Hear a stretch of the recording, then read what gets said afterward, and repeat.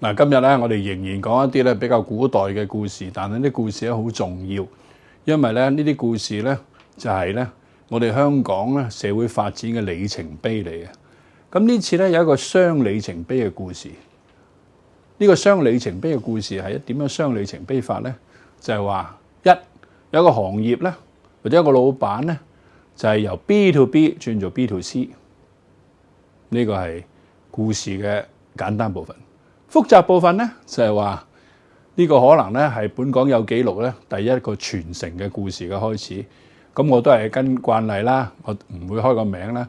咁就大家如果有需要嘅話，就喺我哋啲 gathering 嗰度咧，我再同大家分享一次呢個公司係咩名。好啦，咁呢個公司原本係做乜嘢嘅咧？咁呢個公司咧係做建材嘅。咁而呢個老闆咧，亦都係當時一個咧真嘅 MBA。嗱，大家識聽咩叫真嘅 MBA 咧？90年代咧真嘅 MBA 咧係絕無僅有嘅。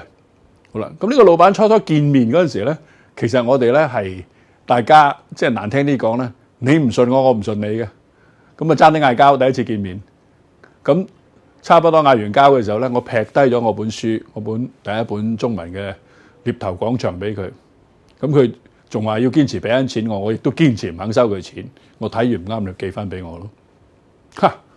點不知經過呢個激烈嘅撞擊之後咧，佢就好客氣打電話嚟，都睇過你本書，覺得你都有啲諗法，不如我哋揾樣嘢合作下啦咁。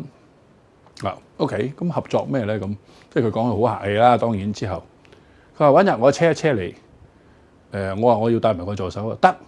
咁佢好客氣咧，就將我同我助手咧坐後邊，佢同佢個司機咧，當然司機梗係前邊啦，佢亦都坐前邊。咁我哋咧就灣仔半日遊，咁啊遊灣仔。咁遊灣仔做咩咧？咁當其時嘅灣仔咧，嗰幾條街咧係我哋叫建材街嚟嘅。啲咩水龍頭啊，啲咩花灑啊、浴具啊、浴簾啊、浴缸啊，咁大堆呢啲咁嘅所謂 bath interiors 嘅嘢。好啦，咁行到半路咧，佢就同我哋講啦，佢話我而家咧要將呢啲咁嘅生意變為咧趕走裝修佬迎入呢個半山闊太嘅生意。大家記得當時冇 B to B、B to C 呢啲字未出現嘅個地球。好啦，咁當其時嘅灣仔係咩咧？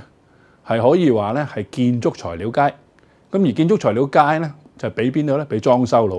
我哋成日話裝修佬做咩咧？嗰個年代仲有報紙嘅，就中意喺屁股嗰度壓張報紙就入去睇。咁然後咧睇下邊個水龍頭啱，邊個浴缸啱，就買翻去安裝喺嗰個半山嘅豪宅入邊。好啦，咁但係好可能咧，呢啲咁嘅師傅咧打斧頭又得啦，冇美感又得啦，整咗啲好差勁嘅嘢咧，就俾啲老闆睇到，或者老闆娘使用。咁啲老闆娘咧即係投訴無門，因為裝咗落去啦。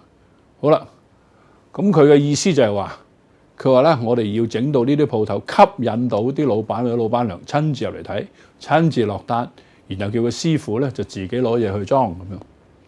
咁好啦，咁其實又難又唔難。點解又難又唔難咧？你整到有關咁上下高級，自然就會吸引到啲消費者落嚟。咁然後你整到咁高級，門高九大，亦都會嚇走啲裝修佬啦。咁但係中間爭個咩關鍵咧？咁原來咧有啲字咧喺嗰陣時就好新嘅，叫 display 或者 props 咁而家個個都知 display 係咩啦 ，props 就即係有啲所謂道具咁上下嘅嘢啦。咁當其時佢就話唔得，因為我要提高呢個零售網絡嘅水平，我要揾啲咧識 props 嘅人咁。咁去邊度揾咧？當時世界上咧係啦，極少嘅學校咧係有 display management 嘅文憑。咁我哋咧就揾到一個 display management 嘅行政人員咧，就幫佢處理咗呢件事。好啦，咁件事就告咗一段落啦。咁佢開始就對我哋好信任啦。咁有一日咧，佢就話：嗱，阿可，我而家咧就要你同我睇一睇我4個部門嘅部門嘅頭。咁3個咧就打工仔嚟嘅，有一個咧嗰個所謂嘅 contracting 嗰個部門咧，就係我太太嚟嘅。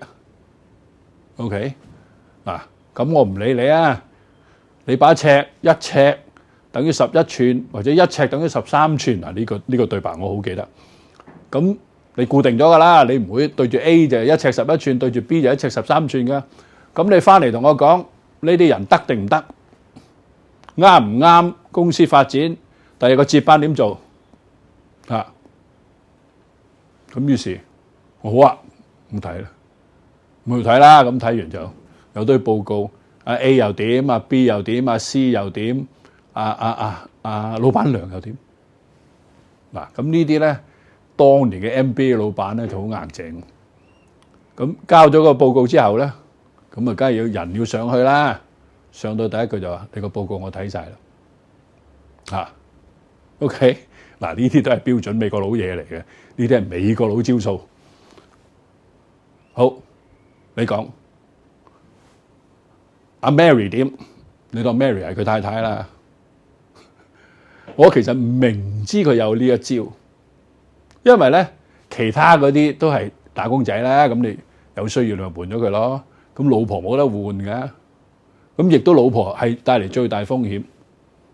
我話老闆，咁我直講㗎咯喎，咁佢話好啊，嗱有衝撞我隨時講啦，我就用英文講，我 put herself in front of the company。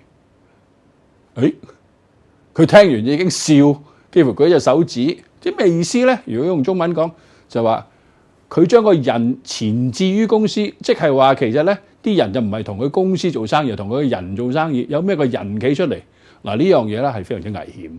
其實咧咁咧對間公司個公司化嘅過程咧，其實係不健康。咁其實係私人化間公司。咁呢樣嘢咧就要制止又好啊，調低又好啊，或者係用接班人去接咗呢件事又好啊。咁好啦，咁4個部門頭咧就已經去了解分析過啦。咁跟住嚟下一步嘅工作係咩咧？下一步工作咧就係話，因為呢4個部門頭咧年紀都不輕啦，咁佢哋需要準備咧，為佢哋準備接班人啦。咁而個接班人嘅規格咧就應該係設計出嚟。嗱，咁規格係咩意思咧？就係好似話下一出電影出2.0咧，個 casting 點做啦？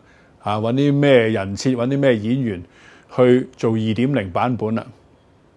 咁大家就以為去到呢度已經完結啦。咁最震撼性嘅指令就出現啦。個震撼性指令係咩啊？原來老闆突然間就話：喂，我4個部門頭投訴喎。咁我投訴啲咩咧？佢話淨係睇咗佢哋，我自己即係老闆自己未睇喎。咁係咪唔公平啊？咁我喺度笑，咁我話你俾錢淨係俾睇嗰4個啫，冇俾錢你睇你自己。咁我冇出聲，我等佢講嘢。嗱，佢就充滿創意就話：你可以而家再面試埋我，又或者你再約時間面試我，甚至你唔面試我，因為你都識我夠耐啦，你自己翻去整翻個報告嚟，你點睇啊？咁我同我個 COO 打咗個眼色，我哋2個都合作無間，大家都覺得根本唔使見佢，翻去再做嘢算啦。咁於是得啦，我唔使見啦，我哋會寫噶啦，翻去寫好俾你啦。咁翻去咁就開始做嘢啦。咁其實真實書寫嘅工作咧，從來都好少由我執筆嘅，咁就由我呢位助手執筆啦。咁執筆完之後咧，佢走入嚟同我講，佢話老闆，佢話我寫好晒啦。不過我唔敢發出去。我話有乜嘢咁大件事唔敢發出去啊？咁佢話我用咗個字，我用咗個咩字？嗱，呢堆報告全部用英文寫嘅。佢就話 hypocrite 即係咩意思啊？虛偽。我就咔一聲笑咗出嚟啊！但係笑完之後咧，其實我要好冷靜，因為我作為一個公司嘅主事人，如果我送咗個報告出去，傷害到個客戶，當然唔好啦。咁但係如果影響咗自己中立性，亦都唔係好啊。咁亦都有個尊嚴喺度，因為你專業嘅分析就係專業嘅分析。咁亦都要諗埋另一個好實質嘅問題，收唔收到錢？咁經過大約2分鐘嘅反覆思維，嗱2分鐘我諗咗200次啊！你唔好睇小我個腦啊！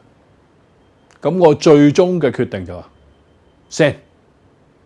咁第二個問題，我個 COO 又嚟咯喎，咁收幾錢啊？